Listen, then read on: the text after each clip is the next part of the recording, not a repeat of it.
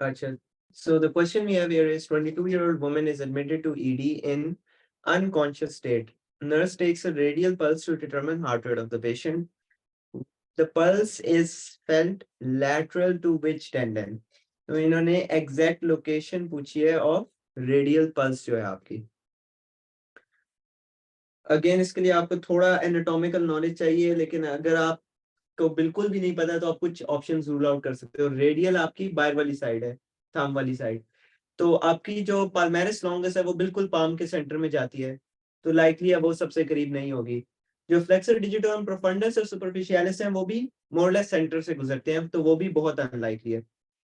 तो पीछे जो दो ऑप्शंस लाइकली रह जाती हैं वो फ्लेक्सर पॉलिसिस लॉन्गस और फ्लेक्सर कार्पाई रेडियलिस हैं. तो इन दोनों में भी जैसे हम यहाँ देखें, the answer is flexor कार्पाई radialis, क्योंकि इस इमेज में भी नजर आ रहा है जो आप लोग मैंने उसमें लगाई हुई है. आपका जो लैटरल मोस्ट टेंडन है वो फ्लेक्सर कार्पाई रेडियलिस का है, और उसके बिल्कुल साथ आपका फ्लेक्सर पॉलिसिस लॉन्गस का टेंडन है. हेंस जो इसमें आप टेंडन यूज करोगे एज अ लैंडमार्क, या जो टेंडन इसके मोस्ट आपके साथ पड़ा होगा क्लोजली एसोसिएटेड, वो आपके फ्लेक्सर कार्पाई रेडियलिस का होगा. जो आपका नेक्स्ट क्लोजेस्ट होगा पॉलिसिस लॉन्गस का होगा. तो अगर इन दोनों तक भी नैरो डाउन कर दिया दैट इज गुड इनफ. फिर आपको 50-50 चांस हो जाता है कि ठीक हो जाए. Next.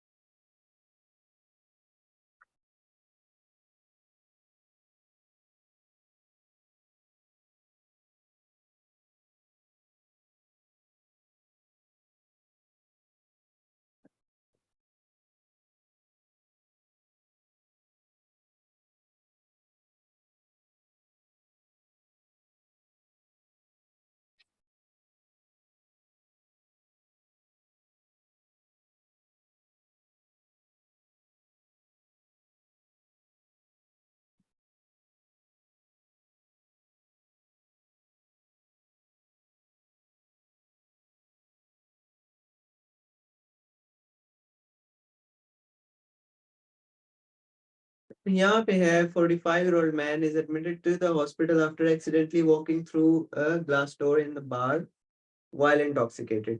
Physical examination shows multiple lacerations to the upper limb with inability to flex the distal interphalangeal joint. ठीक है, important point, distal interphalangeal joint एक और कौन सा of the fourth and fifth digit. Which of the following muscles is most likely affected? So इसने बात की है सिर्फ distal interphalangeal joint की. Hence one muscle which we can rule out जो आपके यहाँ closely associated होता है is the flexor digitorum superficialis. बहुत इसमें कंफ्यूजन हो जाती है और शुरू में काफी डिफिकल्ट होता है याद रखना, लेकिन जो फ्लेक्सर डिजिटोरम सुपरफिशियलिस है that only moves the proximal interphalangeal joint, और जो फ्लेक्सर डिजिटोरम प्रोफंडस है that moves the distal interphalangeal joint. तो इसलिए इसका आंसर फ्लेक्सर डिजिटोरम प्रोफंडस है, नॉट सुपरफिशियलिस. और बाकी तो ऑप्शंस आपकी गलत है, क्योंकि लम्ब्राइकल्स का काम होता है extension at the proximal interphalangeal joint and flexion at the metacarpophalangeal joint. That is the action of lumbricals. इसलिए hence lumbricals is wrong. B flexor digitorum superficialis is wrong. That is also the proximal interphalangeal joint. D में दोनों options दी हुई हैं और आपका since superficialis नहीं involved, so that is wrong. And interossei, please do not confuse interossei and lumbricals. एक और interossei का याद रखना है, that is pad and dab, adduction, abduction.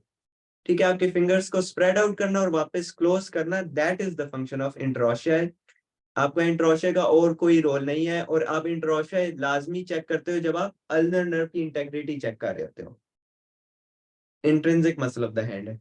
तो इसका आंसर जैसे इमेज में भी नजर आ रहा है, सुपरफिशियलिस स्प्लिट होता है और मिडल फेलिंक्स पे लगता है, और डिजिटम प्रोफंडस उसके नीचे से गुजर के डिस्टल में लगता है, हेंस वो डिस्टल को मूव कराएगा, प्रॉक्सिमल को सुपरफिशियलिस मूव कराएगा। नेक्स्ट।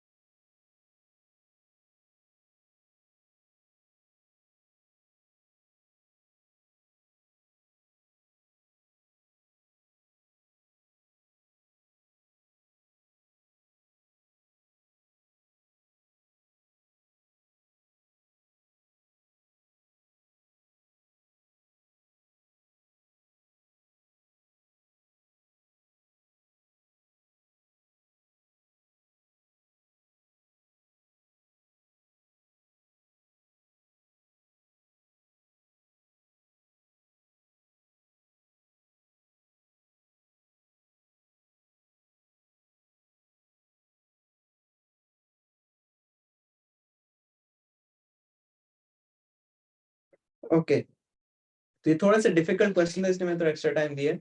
ये क्वेश्चन है, 24-year-old is admitted to with a wound on the palm of his hand. He cannot touch the pad of his index finger with his thumb. अब ये action क्या है? Thumb से अपने index finger की tip को touch करना, pad को टच करना, या फिर बाकी सारे डिजिट्स को टच करना, दिस इज ऑपोजिशन। दूसरा है, but he can grip a sheet of paper between all finger. मैंने अभी पिछले क्वेश्चन में ही बताया था कि बिटवीन फिंगर्स जब भी आप टेस्ट करते हो एबडक्शन एडक्शन, वो आपका होता है अल्नर नर्व की इंटेग्रिटी। दूसरा बहुत important point, he has no loss of sensation on the skin. तो व्हाट वी नो इज के this is a purely motor injury, एक। अल्नर नर्व इज इंटैक्ट, दो। अब थंब इन्वॉल्व है, so this is more likely a median nerve. अब यहाँ पे आप कहेंगे कि लेकिन हमने तो मीडियन नर्व की ब्रांचेस नहीं पढ़ी, लेकिन मीडियन नर्व की पता नहीं कितनी ब्रांचेस होती हैं। खैर, अगर आपको नहीं भी पता, व्हाट यू नो इज के in between recurrent branch of median, median median अगर इन्वॉल्व होती तो आपको सेंसरी लॉस मिलता। अगर मेन नर्व इन्वॉल्व होती तो आपको सेंसरी लॉस मिलता। So you can safely exclude C. Ulnar तो वैसे ही बाहर हो गई, रेडियल तो वैसे ही बाहर हो गई। Anterior interosseous is also a branch of median nerve, लेकिन इंट्रोशियस मेम्ब्रेन कहाँ पड़ी होती है? फोर आर्म में। तो there is no mention of forearm कि यहाँ पे आपका कोई flexor digitorum superficialis profundus flexor carpi इनका कोई मसला है। तो आप एंटीरियर इंट्रोशियस को भी इसलिए रूल आउट कर सकते हो। तो अगेन, अगर आपको बिल्कुल नहीं भी आता है तो आप थोड़ा गेज कर लो कि जो चीजें पता है वो नहीं हो सकती। सी नहीं हो सकता, कोई सेंसरी लॉस नहीं है, एंटीरियर इंट्रोशियस यहाँ पे आती ही नहीं है, वो आपकी deep muscles of the forearm को सप्लाई करती है, वो भी नहीं हो सकती। That leaves us with recurrent branch of median.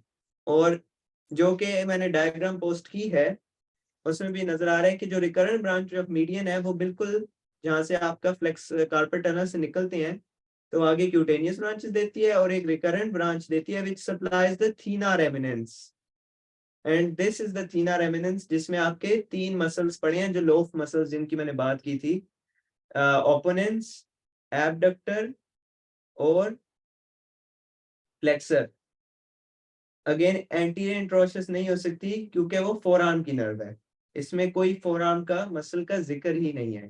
Forearm के मसल्स में अगर होता फ्लेक्सर डिजिटम सुपरफिशियलिस का जिक्र होता, प्रोफंडस का जिक्र होता, आपके फ्लेक्सर कार्पाई रेडियलिस का जिक्र होता, प्रोनेटर टीरिस का जिक्र होता, किसी ऐसे मसल का जिक्र नहीं। हेंस ये आपकी हैंड का ही क्वेश्चन है और इसका recurrent branch of median nerve ही आंसर है। नेक्स्ट।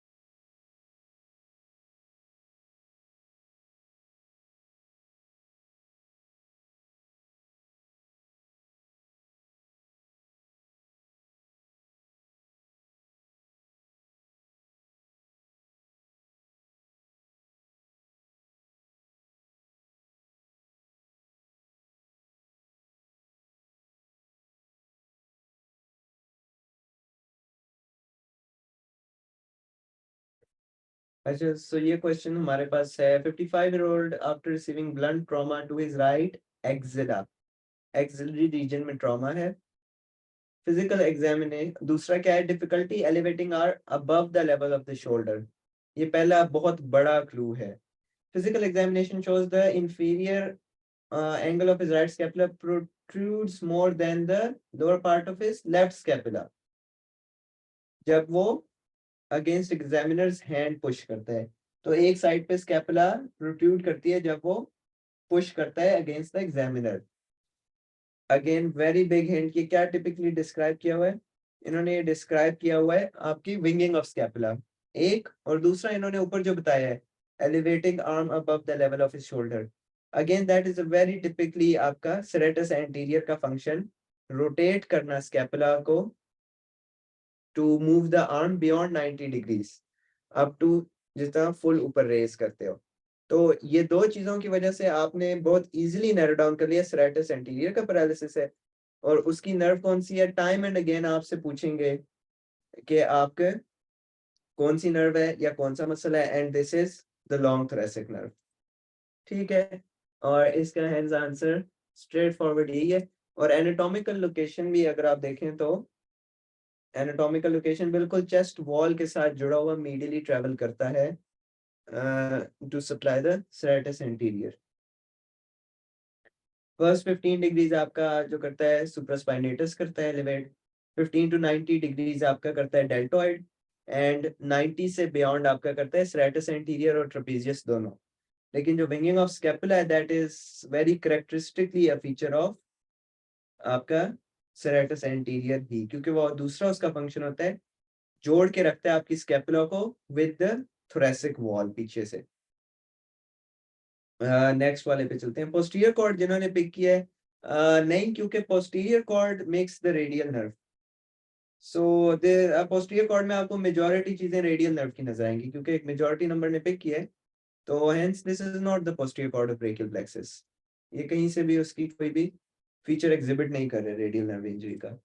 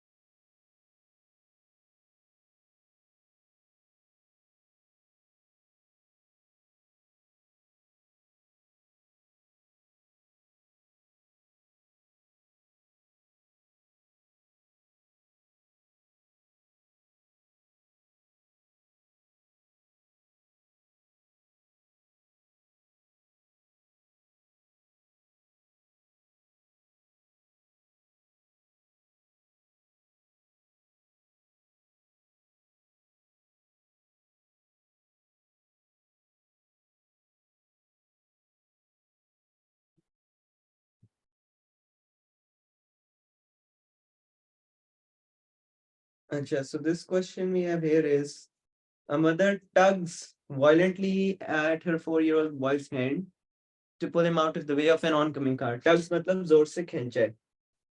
उसके बाद क्या हुआ है?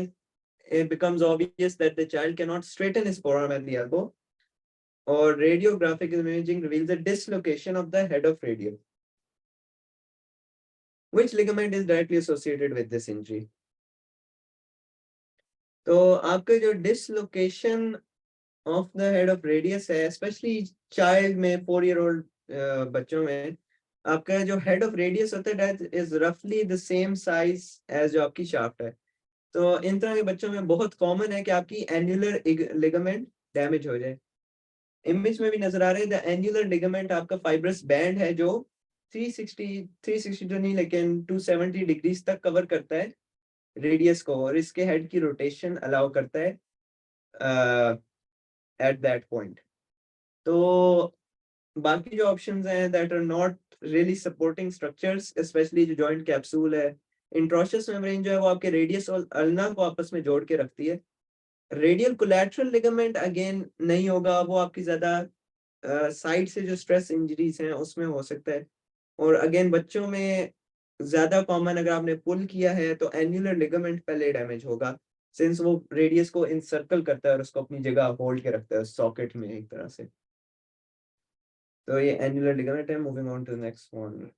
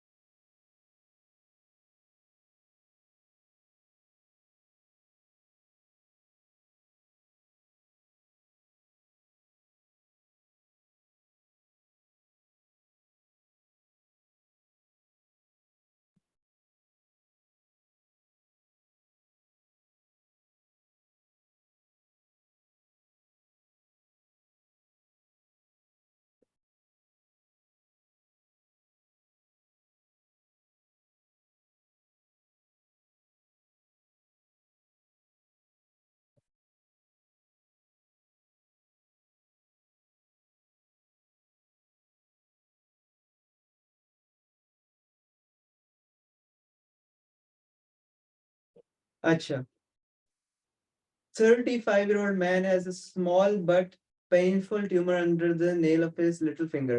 Which of the following nerves would have been anesthetized for a painless removal of this tumor? Again, this is one of those questions जिसमें आप कहोगे कि कुछ options मैं पहली दफा पढ़ रहा हूँ। रेडियल की सुपरफिशियल ब्रांच भी होती है, कॉमन पामर डिजिटल ब्रांचेस क्या होती हैं, डीप रेडियल ब्रांच क्या होती है, रिकरेंट ब्रांच ऑफ मीडियन क्या होती है। लेकिन अगर इसको भी आप लॉजिकली थोड़ा सोचो तो सॉल्व हो सकता है। उसने क्या कहा है? Under the nail. मैंने क्या कहा था? नेल बेड्स जो होते हैं वो आपकी जो पामर साइड पे क्यूटेनियस डिस्ट्रीब्यूशन है वही होती है उनकी। तो पामर साइड पे क्या डिस्ट्रीब्यूशन होती है आपकी? पामर साइड पे आपकी मीडियन नर्व और अल्नर नर्व होती है।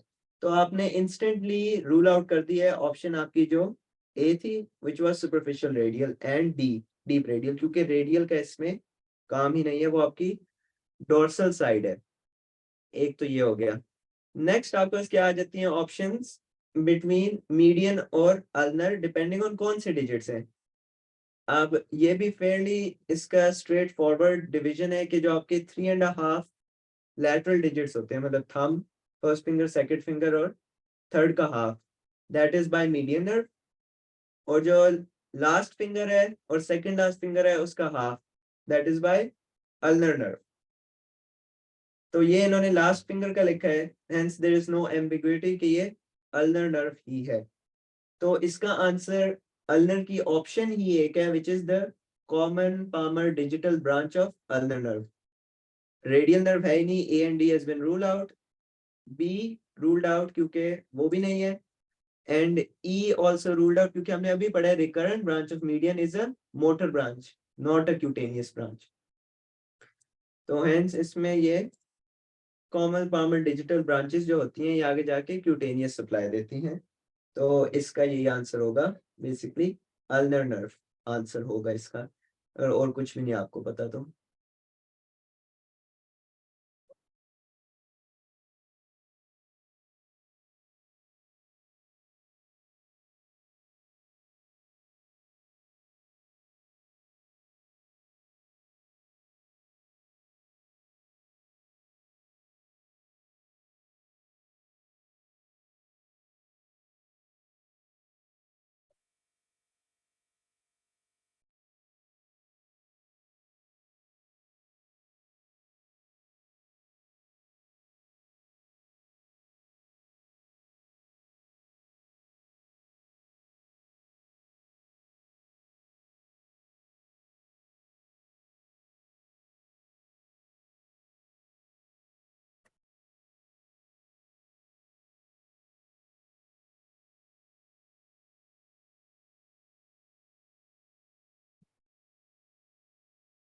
ये again this is one of those typical जो इनके क्वेश्चंस होते हैं जो ये लाजमी पूछती हैं एनाटॉमिकल स्नफ बॉक्स का, किसी ना किसी तरह पूछते हैं, या इसकी बेस क्या बनाता है, या इसके मार्जिन्स क्या बनाता है, या इसमें आर्टरी कौन सी गुजरती है, इनमें से जरूर कुछ ना कुछ इन्हें पूछते हैं।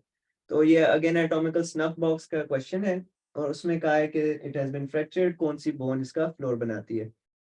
तो ये टाइम एंड अगेन पूछेंगे, उसका एक ही आंसर है scaphoid bone. Anatomical snuff box का फ्लोर जो है that is made by scaphoid. और इसके क्या मार्जिन्स होते हैं, इसकी जो बाउंड्री है एक साइड से एक्सटेंसर पॉलिसिस लॉन्गेस्ट आता है जो डायग्राम में नजर आ रहा है, दूसरी साइड से एक्सटेंसर पॉलिसिस ब्रेविस और abductor A B ductor pollicis longest आते हैं। बेस स्कैफोइड बनाती है, अंदर से रेडियल आर्टरी गुजरती है। यहाँ पे आप रेडियल आर्टरी चेक कर सकते हो, इधर आप स्कैफोइड का फ्रैक्चर चेक करते हो और इसके ये दो टेंडेंस हैं। ये आपका फेयरली कॉमन क्वेश्चन है एनाटॉमिकल स्नफ बॉक्स का करना। नेक्स्ट।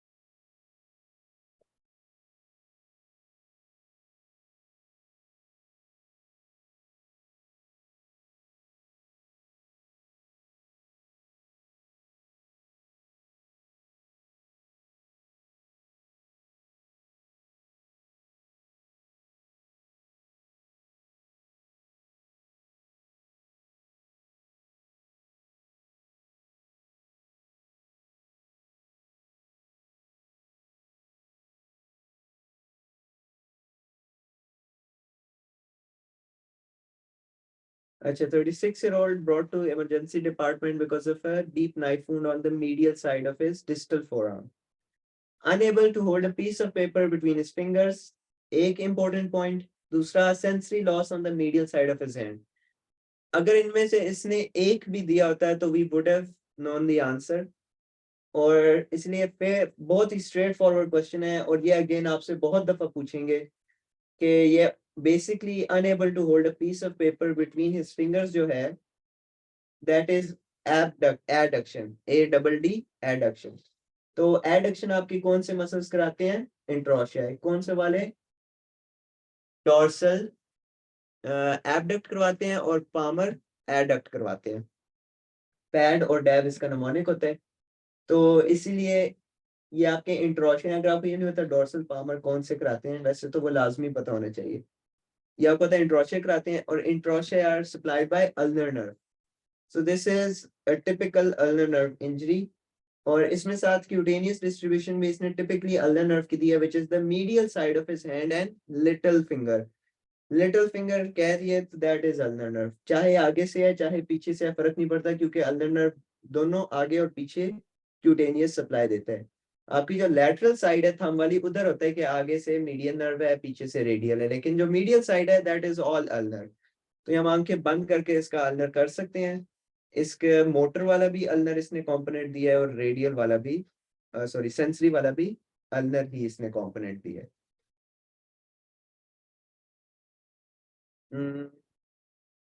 Next question.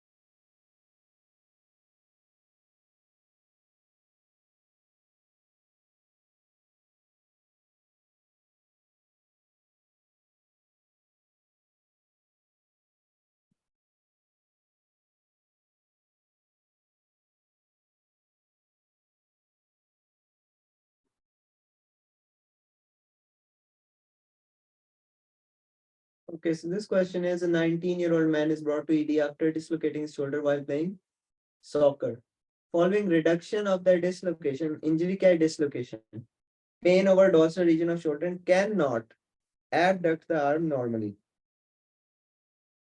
Loss क्या है of abduction after dislocation. MRI में क्या आ गया? एक torn muscle. Which of the following muscles is most likely to have been damaged? अब this is again a fairly straightforward question कि आपका abductor कौन सा है? दो मेन एबडक्टर हैं of the arm, that is the supraspinatus first 15 degrees and after that deltoid, फिर serratus anterior scapula तो बाद में आते हैं। तो इसमें से यहाँ पे एक ही ऑप्शन है सुप्रास्पाइनेटस नजर आ रही है। बाकी जो ऑप्शन है, ट्राइसेप्स आपका एक्सटेंशन कराता है ऑफ द एल्बो जॉइंट, उसका कोई जिक्र नहीं है। जो टीरीज मेजर है वो कराता है adduction, A double D. Abduction adduction को अगेन कंफ्यूज ना करें। जो आपकी लिम सॉरी थोरैक्स की तरफ लेके आ रहा है, क्लोज कर रहा है, वो एडक्शन है। वो आपका teres major, pec minor, pec major, इस तरह के मसल्स कराएंगे। जो कि एबडक्शन है, अवे लेके जाना ऊपर को, वो दो ही मसल्स हैं, सुप्रास्पाइनेटस और डेल्टॉइड। तो उसमें भी उसने आसान कर दिया, सिर्फ एक ही ऑप्शन दिए हुए, सुप्रास्पाइनेटस। हेंस इसका आंसर स्ट्रेट फॉरवर्ड सुप्रास्पाइनेटस है, because that is an abductor. ये one of the rotator cuff muscles है। बाकी जो रोटेटर कफ आते हैं उसमें इंफ्रास्पाइनेटस आता है, टीरीज माइनर आता है, और ये दोनों आपके लैटरल रोटेटर्स ज्यादा हैं, ये रोटेशन में रोल प्ले करते हैं। जो इंफ्रास्पाइनेटस और टीरीज माइनर है, पीछे जाके लगता है, ये आर्म को लैटरली रोटेट करता है। जो आपका सब स्केपुलरिस है वो आपका मीडियल रोटेटर है, और जो चौथा है सुप्रास्पाइनेटस वो आपका एबडक्टर है। हेंस इसका आंसर सुप्रास्पाइनेटस है।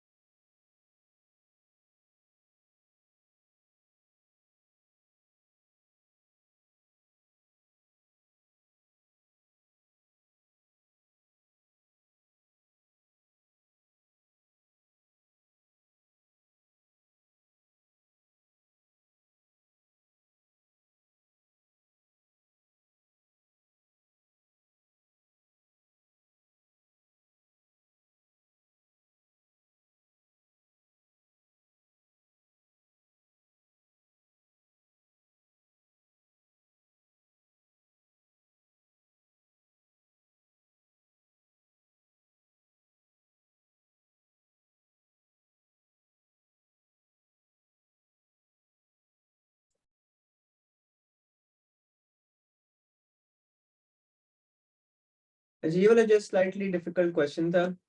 47-year-old tennis professional informed that she has a rotator cuff injury that will require surgery. Over the years of play, a shoulder ligament has gradually caused severe damage to the underlying muscle.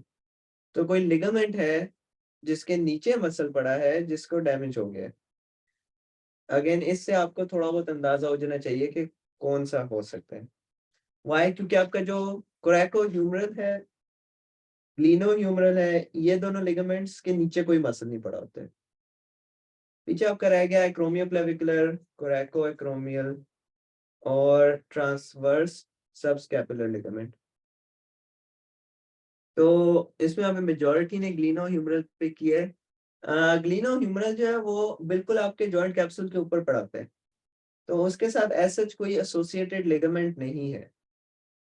इसका जो answer है वो कोरेको acromial ligament है, जो कि basically आपकी कोरेको acromial arch को form करता है, ऊपर एक आर्च सी बनाता है, और आपकी ये superior displacement of head of humerus को प्रिवेंट करेगा। इसकी वजह से जो आपके रिपीटेड ऊपर टेंडन का मोशन है सुप्रास्पाइनेटस का, वो डैमेज हो सकता है। ये ज्यादा क्लिनिकल क्वेश्चन है, इस पे बेशक आपको अगर नहीं भी आया तो ज्यादा वो ना गौर करके मैंने कहा एक्सप्लेन कर दूं एक दफा कि किस तरह वो ऊपर पड़ा है, तो वो इस तरह रिपीटेड मोशन से डैमेज हो सकता है। और ये एक डायरेक्ट कांटेक्ट होता है विद सुप्रास्पाइनेटस टेंडन, जो इसके नीचे से गुजर के वहां जाके अटैच होगा। अच्छा, नेक्स्ट वाले पे चलते हैं।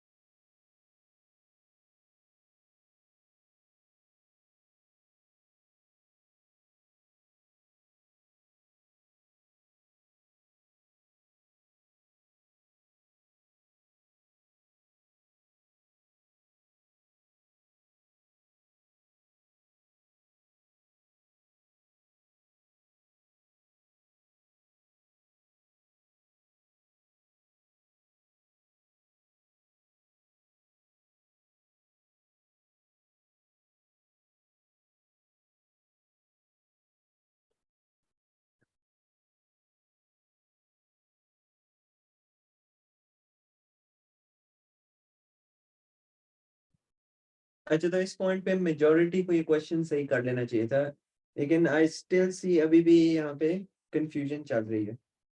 क्या क्वेश्चन है? 79-year-old man has numbness in the middle three digits of his right hand. एक finds it difficult to grasp objects with that hand. क्या है? He states that he retired 9 years ago working as a carpenter. उसके बाद है he has atrophy of the thenar eminence. इतना बड़ा buzzword दे दिया that there is atrophy of the thenar eminence. Which of the following conditions is most likely cause of his problems? अब middle three digits में एक sensory loss है 1 and 2, there is atrophy of the thenar eminence. तो जब भी thenar eminence की बात करती है we go straight to median nerve. ये थीनर एमिनेंस के तीनों मसल्स में पहले भी बताया था are supplied by median nerve. इसके बारे में आपको कोई कंफ्यूजन नहीं होनी चाहिए कि अगर थीनर एमिनेंस का जिक्र आ गया है that is purely median nerve. उस केस में फिर आपने अल्नर नर्व नहीं सोचने। द ओनली एक्सेप्शन जिसमें आप थंब जब जिक्र आएगा और आप अल्नर नर्व सोचोगे इज अगर एडक्शन में मसला है। सिर्फ सिर्फ वो रीजन है कि आपने थंब में अल्नर सोचोगे अगर कहेंगे थंब की एडक्शन इम्पेयर्ड है। इधर कोई ऐसा जिक्र नहीं है, इधर स्ट्रेट फॉरवर्ड थीनर एमिनेंस का लिखा हुआ है।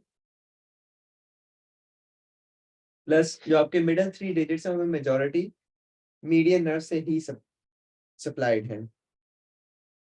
तो आपकी जो बाकी ऑप्शंस हैं, repeated trauma to ulnar nerve जो काफी लोगों ने पिक किया, that is wrong. There is no indication of ulnar nerve यहाँ पे। द ओनली आर्ग्यूमेंट आप जो कर सकते हो कि जो आपके थ्री डिजिट्स मिडल वाले लिखे हैं उसमें जो थर्ड डिजिट है उसका लेकिन हाफ तो सप्लाइड है बाय अल्नर नर्व, लेकिन जो इतने बाकी साइंस नहीं है कि बाकी के डिजिट्स तो मीडियन नर्व से ही सप्लाइड है।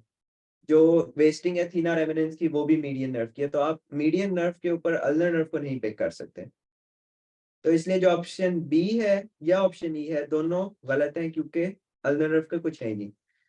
पीछे आया था ऑस्टियोआर्थराइटिस सर्वाइकल स्पाइन। अगर आपके सर्वाइकल स्पाइन के लेवल में मसला होना तो आपकी पूरी लिम्ब में कहीं ना कहीं मसले आएंगे। फिर इतना फोकल मसला नहीं होगा सिर्फ इधर थीना रेमिनेंस का। एक आर्ग्यूमेंट जो हो सकती है कि मीडियन नर्व तो फोरआर्म के इतने मसल्स को सप्लाई करती है, उनका तो कोई जिक्र ही नहीं है। वो इसलिए क्योंकि वो सारी जो ब्रांचेस हैं वो कार्पल टनल में जाने से पहले दे चुकी होती है फोरआर्म को। जब कार्पल टनल से क्रॉस करेगी उसके बाद सिर्फ इसका थीना रेमिनेंस और लैटरल टूल अम्ब्राइकल्स ही रह जाएंगे। हेंस सिर्फ उनकी ही सप्लाई होगी जो ये आफ्टर कार्पल टनल करेगी। और आखिरी जो ऑप्शन है हाइपरट्रोफी ऑफ ट्राइसेप्स, ट्राइसेप्स के साथ रेडियल एसोसिएटेड है, इसमें रेडियल का भी अगेन दूर दूर तक कोई जिक्र नहीं है। So this is median nerve क्योंकि थीना रेमिनेंस है। नेक्स्ट क्वेश्चन पे चल रहे हैं, मैं मीटिंग भी रीस्टार्ट कर दूं। ये होपफुली फाइनल सेशन होगा, हमारे आखिरी 9 रह गए, ये भी हो जाएंगे। इसी लिंक पे वापस ज्वाइन कर लें।